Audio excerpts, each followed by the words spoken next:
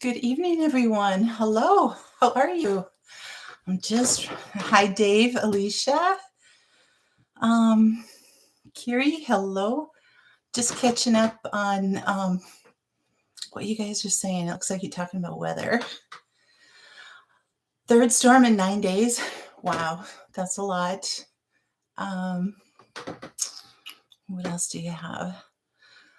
Davey had 6 inches of snow, then an inch of rain. Ooh, that's nasty on top of it. Um, hello, Julie. Hello. Yes. Um, you had rain, then 12 hours of freezing rain. Oh no, then snow. Oh my goodness. Yeah, that's bad. We had, I'm trying to remember, Friday night or Friday, Thursday night into all day Friday, we had about 10 inches of snow. So, and then yesterday we had a little bit that was with some high winds with some drifting. And then today it was warm. It was like 31 degrees. So, hello. Hey, Patty, Debbie, good evening to you. And then we had, oh my goodness, well, a lot of drifting. So, when I was driving back from my dad's, we had a lot of, and at night with all the drifts and the snow piling up when the wind blows across the road and blows the snow across the road, all that kind of stuff. Connie, hello to you. Hi. Yeah, that freezing rain. Wow, that builds up on the trees and the power lines and everything. That gets really tough to deal with. Absolutely. I just remember that huge ice storm that hit Texas last year. I mean, I don't know if any of you follow the Smiths, but Granger Smith was showing his property, and I mean, they had 100-year-old live oak trees that were just snapping off right and left. They had probably about 100 trees somewhere in there that were damaged really badly. They were just breaking off. It was just ridiculous. Yes, I'm good here. We're supposed to have some snow tomorrow night and Wednesday. And then let me see. Ooh, Curie, those are some high winds. Yep. Let's see what goes on here. I remember that, Alicia, of the whole area up there that was without power. So, yeah, snow tomorrow night, and then Friday. Our temperatures are like way up and down. Like today, yeah, it hit 32 today. Wednesday morning will be minus 20 Fahrenheit. Thursday is below zero for 6 below for the high, and then we go back up into the teens and then back down below zero. It's just kind of all over the place. But we actually have a high snow yield right now for the middle of January. It's actually pretty hefty out there. So we're just like, what's February and March going to be? March is our high snow month. So it's like, gonna find out what's going on. Yeah. Dave, that kind of thing in the north, being without power for 2 weeks, it's like, that's when you're like, okay, we need a wood stove, we need generators, we need, all of these things. And when people think, oh, that's just prepper stuff, it's like, if you're without power, even if you're living in an apartment in the city, and it's like you have no power, how do you survive? I mean, you just can't, because everything gets cold then. It all gets cold. Hey, Michigan Daffodil, hello. Howie, hi. Oh, wow. Yeah, and that's way south, Kiri, too. Dave, I bet you did. Yep. So not only preparing for food and everything, but just the basics of being able to survive up here. shelter and heat and food, and it's um, okay. So one thing I have not gotten yet is a generator, and it's on my to-do list, and I should get to it before I really need it, right? Um, Now that I have a shed, I could actually store it there. So that's kind of been an issue too. It's like where do I keep it? I have no storage space, but I could keep it out in the shed now. Um, it's just over winter, keeping the fuel out there is not doesn't last that long. So I would have to just make sure that I change that out, I guess. Put it in the car and and get some fresh stuff. Um, oh, Patty, I totally understand. Yeah. You had white one hurricane winds. Oh my goodness. Yeah. Some winters are very, very strong. So they're just, and others are just like, whew, we dodged a bullet that time. So, oh, Dave, yes. And see, that's another thing you don't figure into things either. If you don't have power, you can't work. If you're working from home, if you don't have internet, that's my work too, and my way of communicating with my customers too. So, what's an OBV generator? Is that the brand name, or is that a kind of generator? See, I don't know enough about all the different generators to even really begin um, looking at what I would need in particular.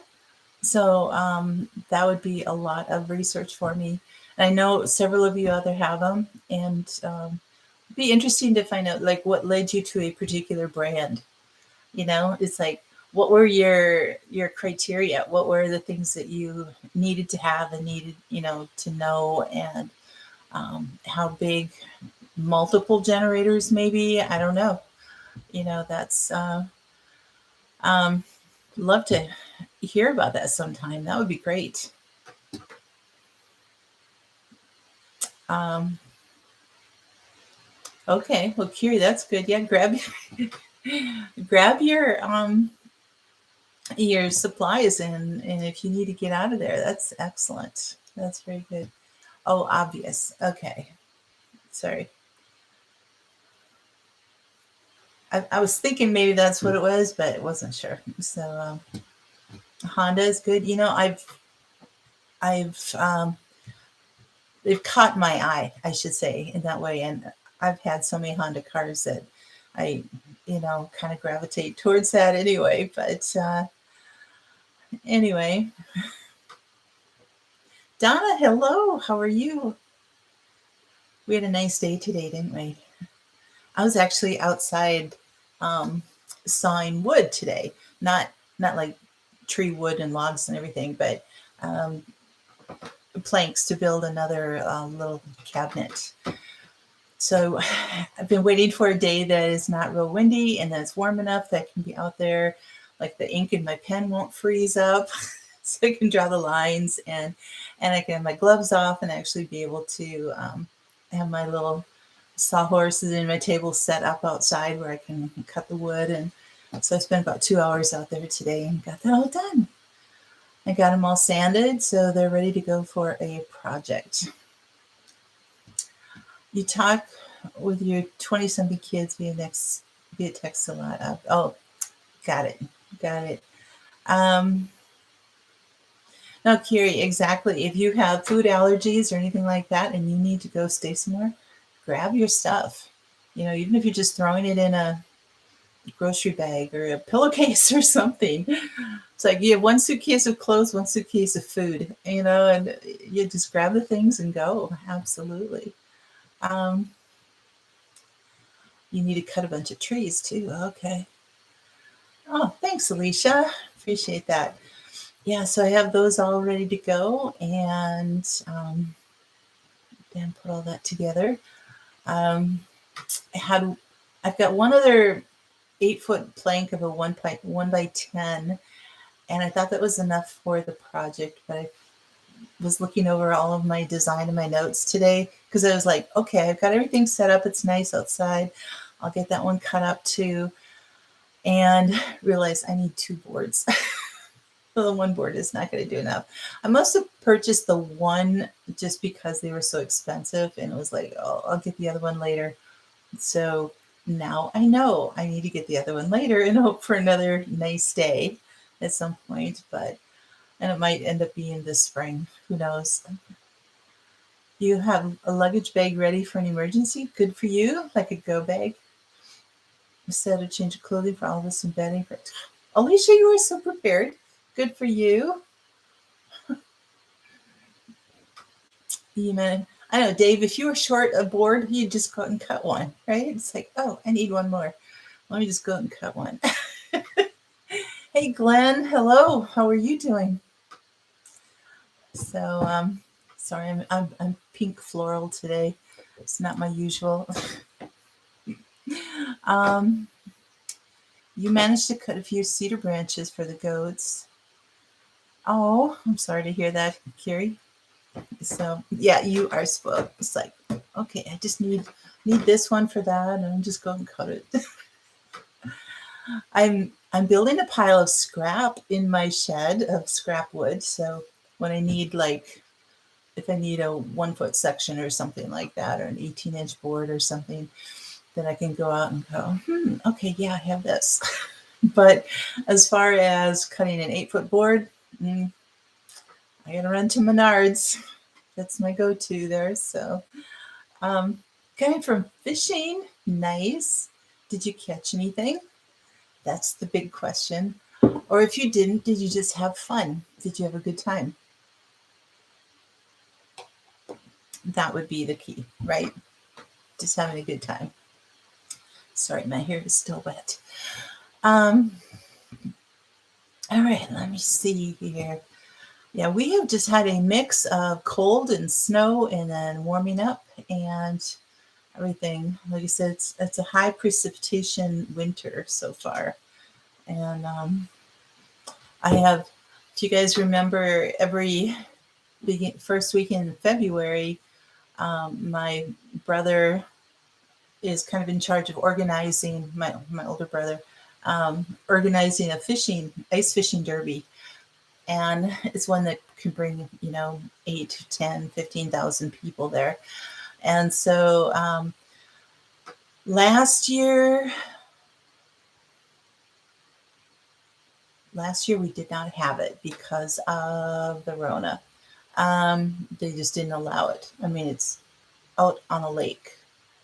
Everybody's outdoors, so it's just like, yeah.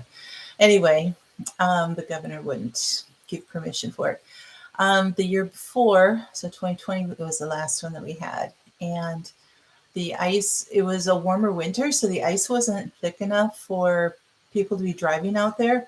So it was just all a walk-on type of thing. And so it was a little different and not as many people, so maybe 5,000 or something, which is still a good number of people out on the lake. On the ice. But so anyway, there's a lot of interest this year because, of course, we didn't have it last year. So it's like, kind of like with everything else that people have had to cancel an annual event. It's like the one that comes up again, everybody's itching to get out and to do that. And so we're gearing up for that. It's in 2.5 weeks. And, I do all the printing, the promotional material, stuff like that for it. But the ice right now is at, I think they said 15 inches, which is plenty for a whole, like a walk-on thing.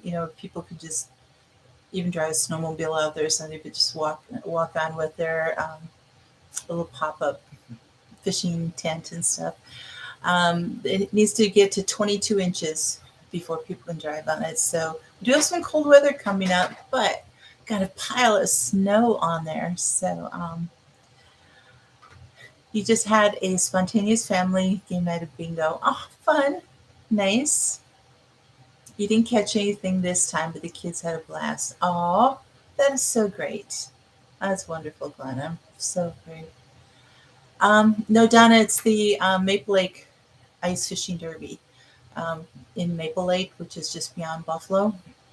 And it's a northern event. It's a northern pike. So this is the 47th year that they've had it.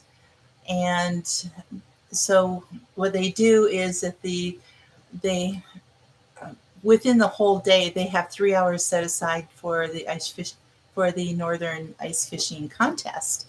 And so everybody catches it and then brings it to the judges and get weighed and all that kind of stuff and registered. And it's really it's more catch and release type of thing. So they'll bring it to them in a bucket and then go and put them back in their hole. Except for the ones that that are like the top 47. Anyway, the 47th largest northern that is caught is that person wins a fish house, which is, I mean, a nice fish house. It's probably, I don't know what they even cost, $12,000 or $15,000, something like that. So and they're a nice fish house. It's an ice castle fish house. So thanks, Dave. I hope the ice makes it too. So it's always a kind of a nail biter until the end, because it changes the logistics of everything that has to happen for traffic, for parking, for setup, for everything that goes on there. So it is. So oh, good question, Michigan Daffodil. Yes, Patty, did you get everything moved, and are you in your new place? Oh, that would be nice. So you call it a Bob house here. Ooh, Bob house. I have not heard of that one. I used to call it like an ice house, but that's really not a technical term. I mean, technically the right term, because an ice house is something that you keep ice stored in it. But so this would be a fish house on the ice.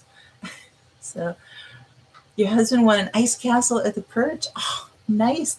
Where is the Perch extravaganza? Is that around the cities or up north or something?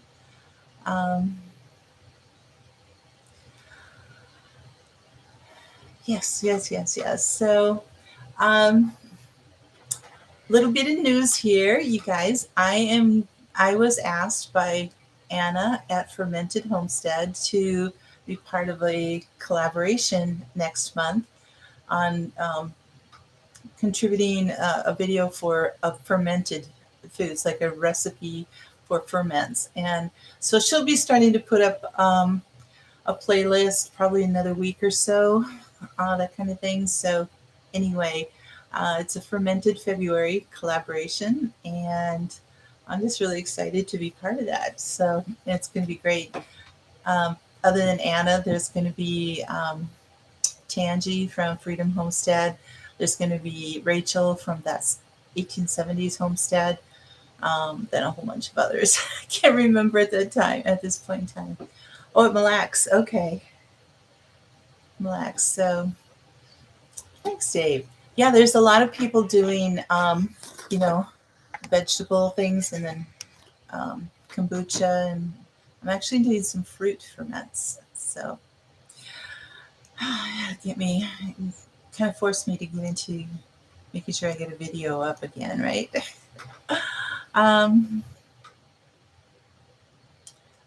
What's her page that's starting it?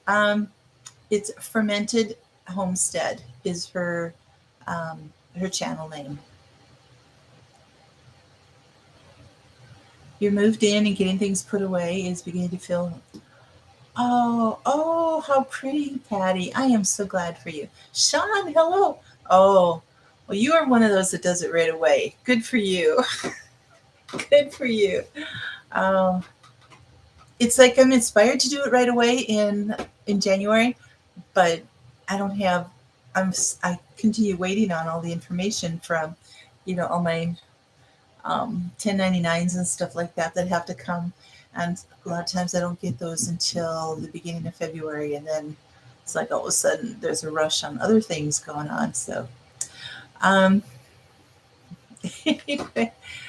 Like pulling up a bit. There you go. Just get it done. Exactly. So, all right. Going to do a couple, and I know you guys like the trivia, and you know what? I had more views for that than I've had for other lives, so I was like, well, we'll just go ahead and do some more here. Thank you, Dave, for putting her link up. I appreciate that. And I don't know that she has a playlist up yet for it. I think she's just working on getting that all together. So, okay. Did you know that there was a prehistoric dragonfly? You know, we used to have our little dragonflies, and the wingspans are probably, I mean, 4, 5, 6 inches long probably at the most. Um, this prehistoric dragonfly had wings that spanned more than 2 feet. That's a dragonfly. That could eat up some good mosquitoes there, you know? But that begs the question then, how big were the mosquitoes? If you have a dragonfly that big, it's like, oh, we know how big our mosquitoes get here in the north, but it's like, yeah, we joke about mosquitoes being our state bird.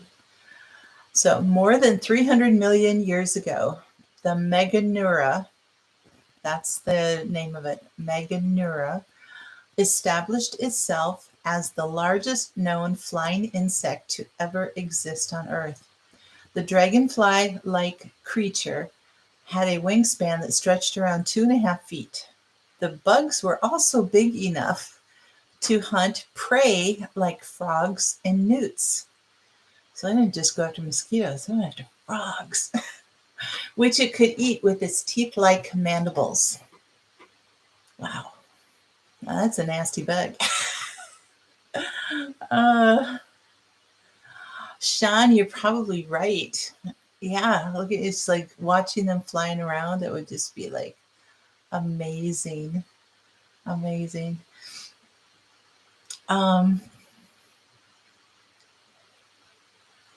Yeah, they are safe bugs, but it would be, yeah, they would not have any type of worry about any of that. So, all right, did you know that the longest place name in the world, like the name of a town or a county or a city or whatever, the longest name in the world is 85 letters long. 85 letters.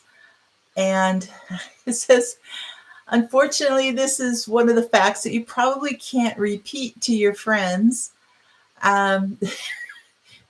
because it's nearly impossible to pronounce. In fact, I am going to, it's in New Zealand, actually, Sean. So, hey, Patty and Mac, hello. You're eaten by dragonfly, yes. That is the name.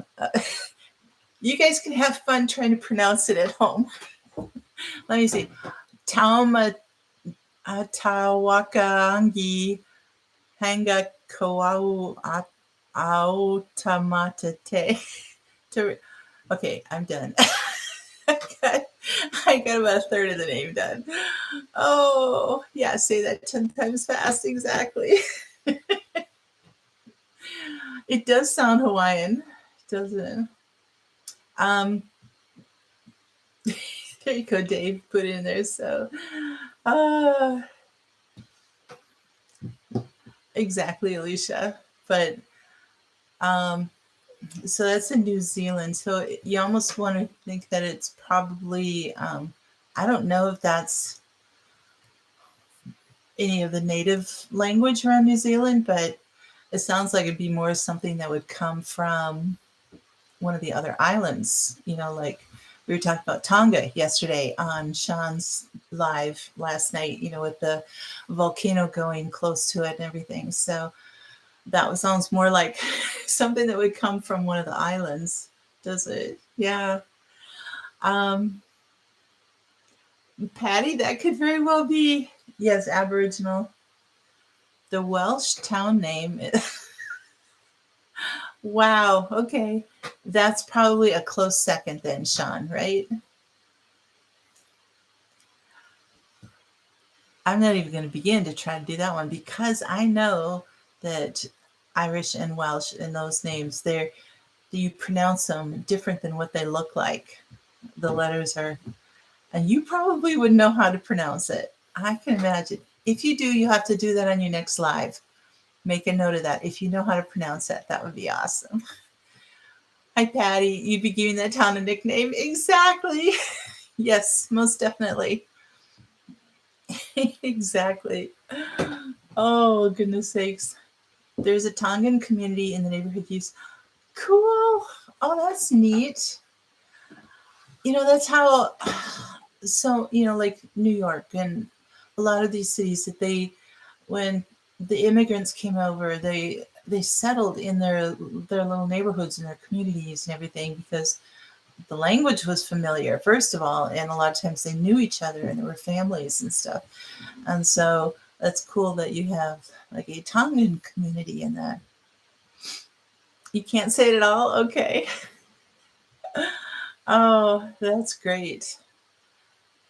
I love it. That's excellent. All right. So, did you know that William Shakespeare, the playwright, invented more than 1,700 words? He did. So, Shakespeare wrote some of the most beloved and revered pieces of literature. Things like Romeo and Juliet, Midsummer Night's Dream, Caesar, Augustus Caesar. He wrote Hamlet, and just a ton of comedies as well as dramas. But in order to craft his plays and poems, he sometimes resorted to making up his own words. I guess, literary license, right? Betwixt. Oh, there you go. That's a good one. Skinamarinkadlinkadink. Skinamarinkadink. Oh, that's good. That's cute. Midsummer Night's Dream. Yep. You shared birthday with Beethoven? That's cool, Connie. So, in fact, Shakespeare is said to have come up with more than 1,700 words, including moonbeam. That was not one before. Moonbeam, laughable, eyeball. Who'd ever thought that would have been not in our language before Shakespeare? Bump. You guys like this? Puking. I didn't know you even had that in his plays there. Champion. Bedroom, excitement, and zany.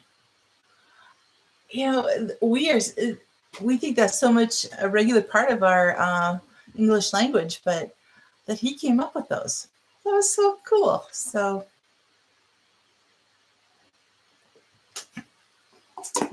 what were a couple of songs my mom taught me?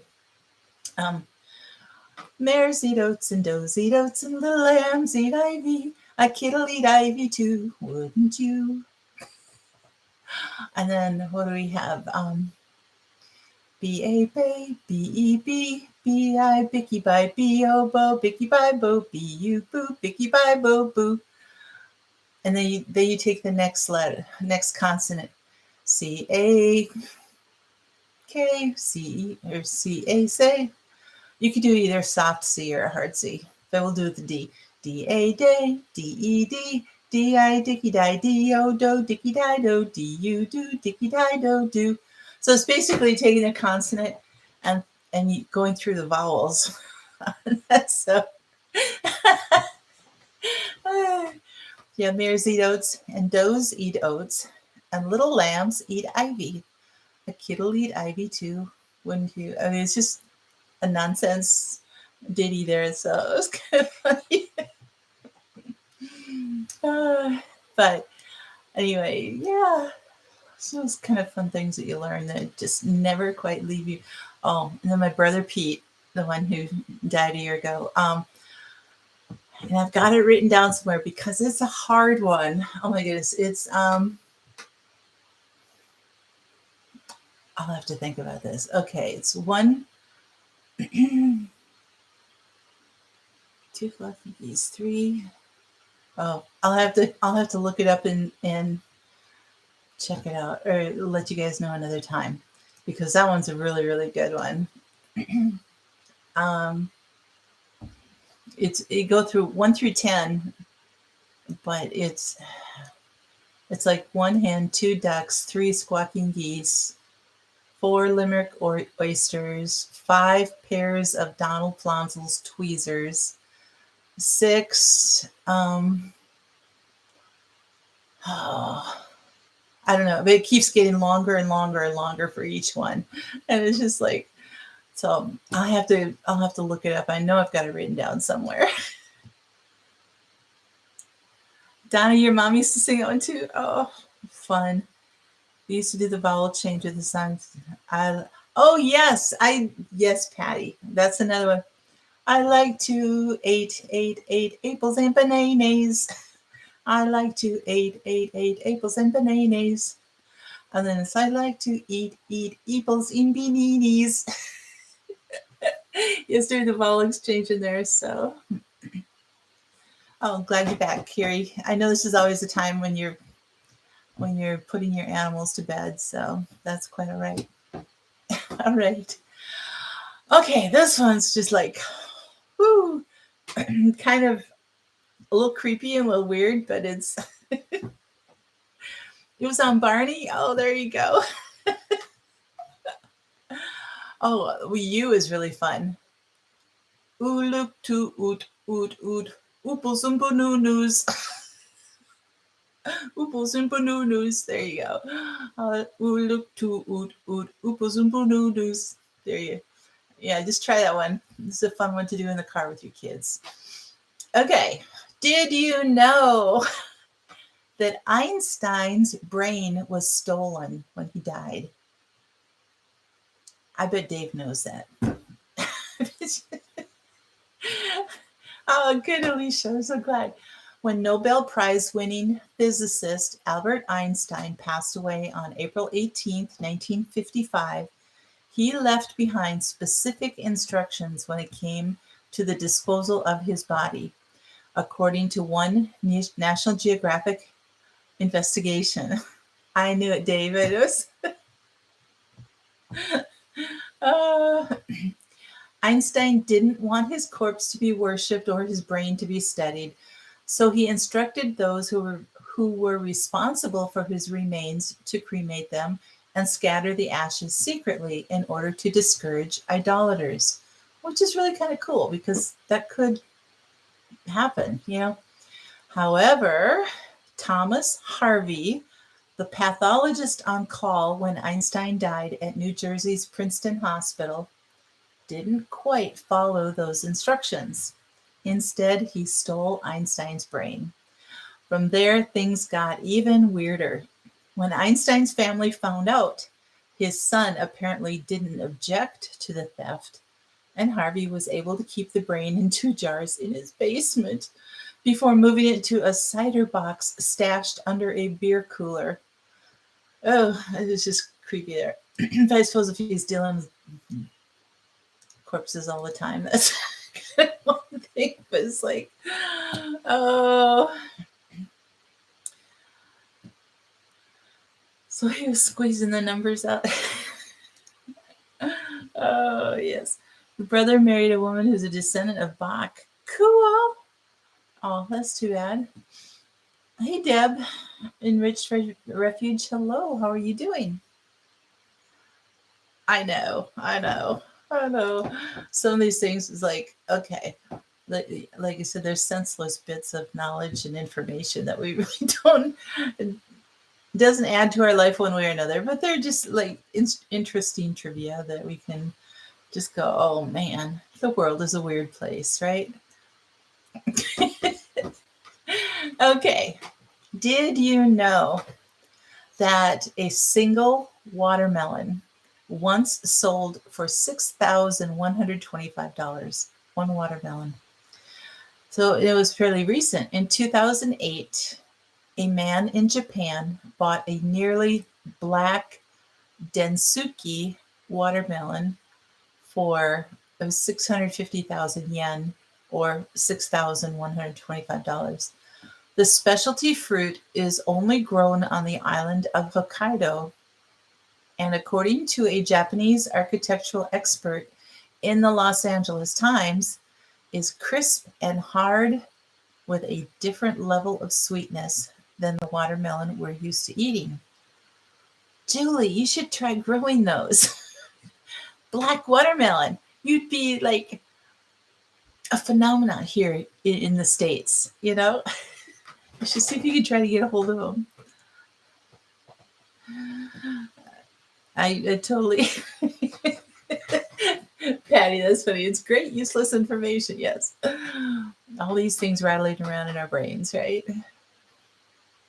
Man with Two Brains, Steve Martin. Oh, Steve Martin did some great movies. He really did. Yes, that's one expensive melon. Hi, Tim. Hello. How are you doing? It doesn't say. No, it doesn't say at all. It's just crisp and hard with a different level of sweetness. That'd actually be like really pretty if it were like a nice bright red or pink on the inside with a black rind. You have an ice cream one from Poland. Are you going to grow them this year, Julie? Because I know you didn't get to do them last year. That would be so cool if you could get some different ones. Now I've gotten your curiosity up, and you are going to be on the hunt for a Densuke. Densuke. Densuke watermelon. There you go.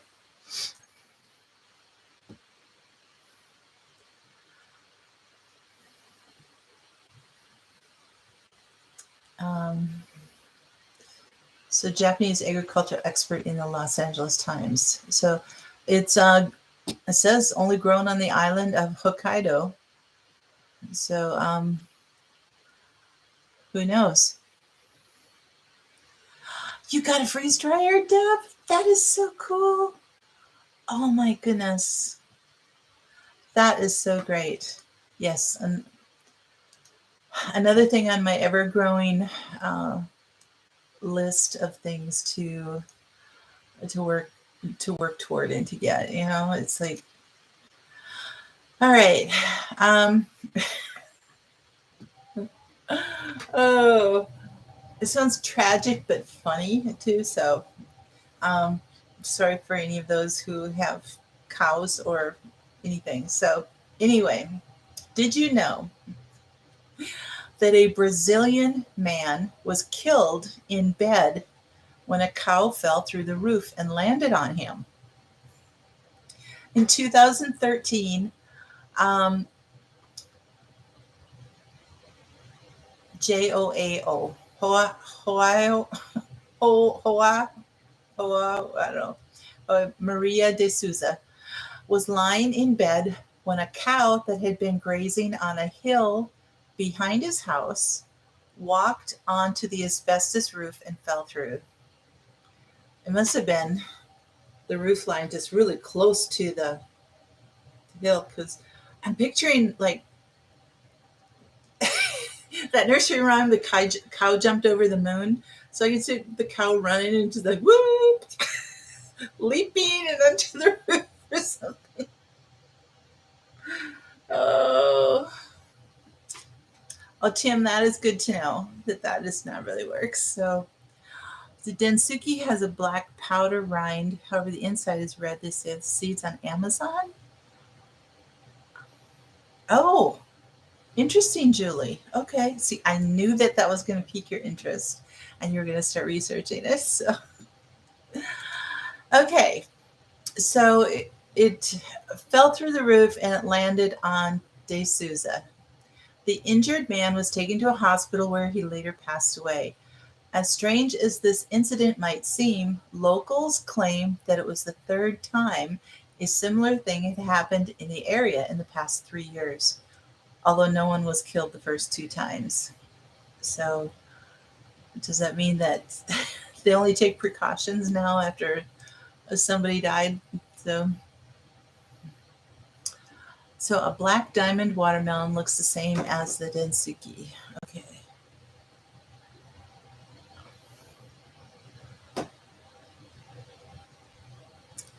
Deb, I think that's just fantastic that you're able to get that. So, oh, we know you're a nerd. That's quite all right. All right. Did you know that scientists made a nano guitar the size of a human blood cell? Cornell University researchers carved the tiny musical instrument out of crystalline silicon and claim that it's the world's smallest nano guitar at 10 micrometers long. I mean, you know what a millimeter is, but a micrometer is even a tenth of that. The guitar's 6 strings, they don't put strings on them, are each about 50 nanometers or 100 atoms wide. And while it was made for fun to illustrate the technology, it also demonstrates how this tech could be used in fiber optics, displays, sensors, and electronics. And you should know that one, Dave, because you play guitar or that's you do nanotechnology. That is a question for you. Wow, Patty, I didn't know that you took 61-pound black diamond watermelon. Wow. That's like when you have to have a party, right? You say, hey, everybody, we have 180 pounds of watermelon and we wanted everybody to come over and let's, put some burgers on the grill and have watermelon, right? I know, isn't it? Oh, nerd guitarist. There you go. Yep. Now you know something, Dave. You learned something here tonight about nano guitars. 10 micrometers long. I can't even believe that they put strings on them. I mean, that's just, wow. Yes, feed half the town with that melon. Exactly. Exactly. Okay. I will get back to another Did You Know, but I wanted to get to, I also did put the link where I got all this from, put the link in the description below. So it's there. Also, my garden tip for tonight. Oh, that's so great, Patty. That's huge watermelon. Julie, I know somebody who'd be really happy with a watermelon like that, right? So my garden tip is if you have enough seeds, by now you should be going through them, looking through them, ordering your seeds. But if you have enough, start looking at your fertilizers. Make sure that you order those. Like, and my gardener has trifecta, and which goes really fast. I mean, it's like they can barely keep it in stock. And some of whatever other company that you would use, if you use Dr. Earth's, if you use, whatever brand it is, to start, getting the fertilizers that that you're going to need to plant your garden. And then also like getting your seed starting trays, because a lot of you are going to be starting seeds already, either this month or next month, so that you can like plant your tomatoes in March or something like that. So at least in the deep south, I would think, at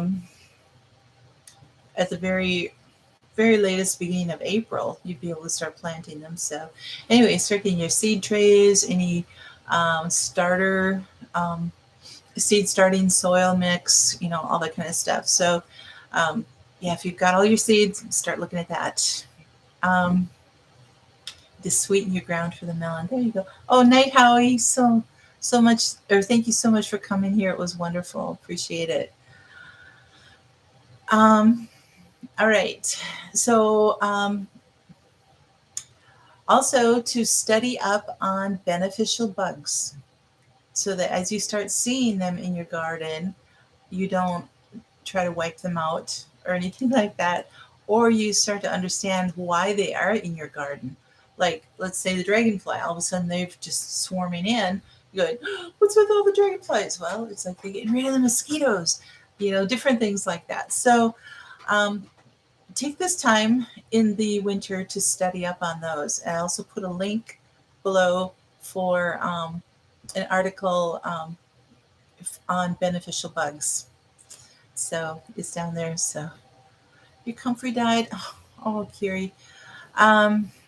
Yeah, I know I owe you guys, Dave and Kiri and a couple other people, I owe you some comfrey. And last year was just not a good year for me to be able to get that out. And so I've got it on my list to do this spring. So I will try to get that to you guys. And then my prep tip for tonight is really just a recap of last week's. So, and that was for making your lists. Let me see. I would plan to write these all out, but okay. So, first of all,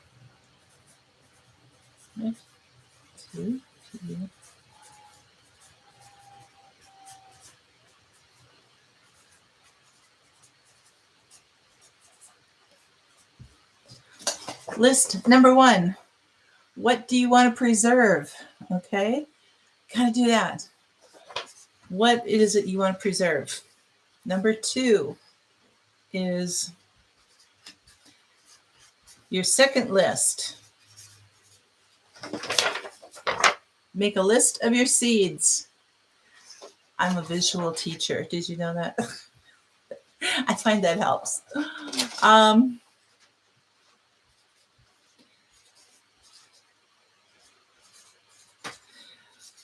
Your third thing to do is draw out your garden plot. Draw your garden plot out. And then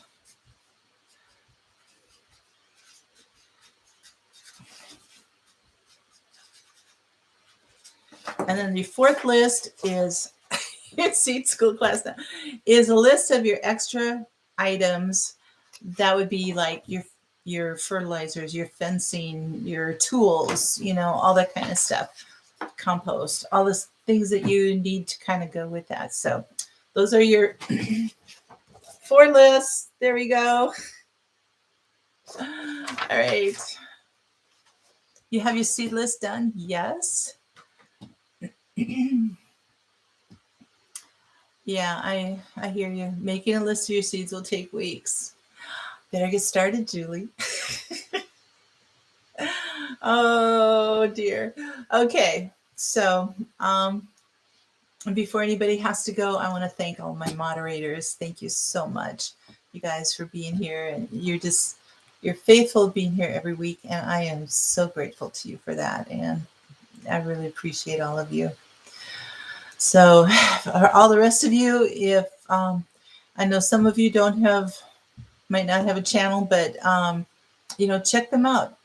Check out the Oak Knob Farm and Alicia and Heaven's Essentials, and well, Julie, I don't think you really have anything up there, but our Tiny Acres and Tinker's Wife. Check out their channels. And I know Matt and Sarah are usually on here. So, yeah. Oh, Patty, I hear you. I mean, it's because the work that's ahead there, and it's like, I still need to rest before spring hits, right? All right. My next, did you know, is the top speed of the winning car in the very first United States car race was 7 miles an hour. That was the top speed. Frank Duria reached a top speed of 7 miles an hour when he raced the second car he had ever built with his brother Charles on Thanksgiving Day, November 27th, 1895. I mean, you could power walk faster than that, or at least run faster than that. So 1895 on Thanksgiving Day. The Chicago Times-Herald sponsored this race, and it featured a 54-mile course that ran from downtown Chicago to Evanston and back. Can you imagine doing 54 miles, though, at 7 miles an hour?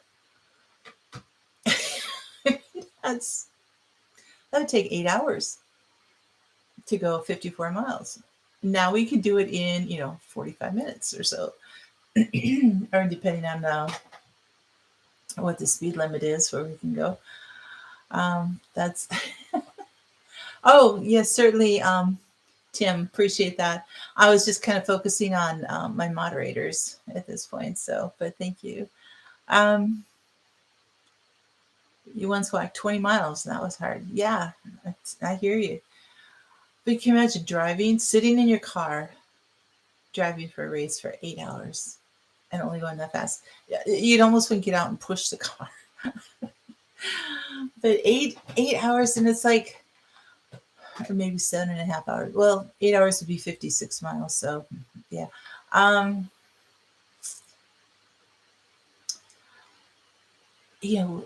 How do they stop for fuel and, all this kind of stuff? Oh, that would be exhausting. So, all right. This one you guys will love. I know it because I know you. Here we go. Okay. But an attempt at pronouncing this. Arachabutyrophobia. Arachabutyrophobia. I don't know. Am I close? Hey, Barefoot Adventures. Hello. Thanks for coming in. Oh, Patty, that'll be a bittersweet movie or video, won't it be? But yeah. So anyway, this phobia is the fear of peanut butter sticking to the roof of your mouth. It is. So it's pretty common to be afraid of heights and scared of spiders. But if you have arachabutyrophobia, I get stuck in the middle there. You're among the smaller group of people that suffer from a fear of peanut butter sticking to the roof of their mouths. This phobia is often connected to a fear of choking or a fear of sticky textures, but it can also be its own isolated fear.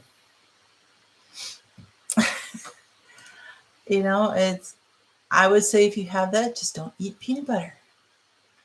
Right? Kind of a simple solution there. Just don't eat peanut butter. Say that 19 times exactly. It's just a lint treat. Oh, longer treat. There you go. Yeah, you're just storing it for later, right?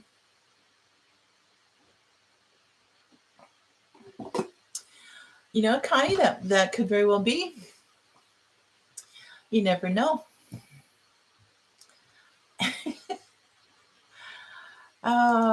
So, all right. Did you know that crowds at one Louisiana State University football game, so LSU in Louisiana, football game, that the crowds once cheered so loudly that it registered as an earthquake on a local seismograph? The game, which took place between LSU and Auburn University, took place in front of a crowd of 79,431 fans at LSU's Tiger Stadium. The crowd's reaction to the game's final pass registered as an earthquake by a seismograph located around 1,000 feet from the stadium. A seismologist noticed the reading the next day, and the game went down in LSU history as the earthquake game. October 8th, 1988. So that's where it was. 79,000 equals an earthquake. Yes. LSU fans. Exactly. Yep. Absolutely. So anyway, I will let that be my final did you know? So did you guys like these? I mean, I got a lot of like I said, a lot of views from this, but I was just wondering if you like these, you want me to continue doing them. So anyway, I think that's about all I have for tonight. Timber Nation here in Oregon is definitely too, yeah, especially if they end up being indoor stadiums, you know, because years and years ago they were all outdoor stadiums, so it's like you didn't notice that sound as much because it just went up into the air. But it was in, you know, you like those fun factoids? Fun, fun, yeah, catoids. That's cute, Dave. I like that misspelling. That's fun. Christina, hello. How are you? Sorry you weren't able to. Sorry for arriving so late. Would have liked.